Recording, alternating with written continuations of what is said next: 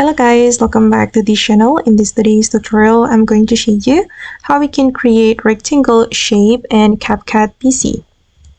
Okay, let's get into it guys. Here I have created a project in my CapCut PC application.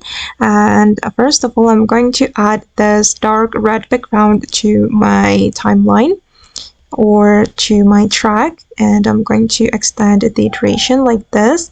For example, I'm going to create rectangle shape with dark red color, so I'm using this dark red color background for my shape. If you want to use the other colors, you just need to go to the internet and then you can download this kind of image.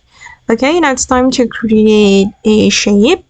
If we want to create a shape, we can go to the mask and then we can choose add mask. And since we want to create rectangle, just select the rectangle and then you can adjust the size like this.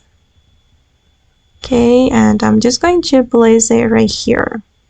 Okay, and now the rectangle shape has been created.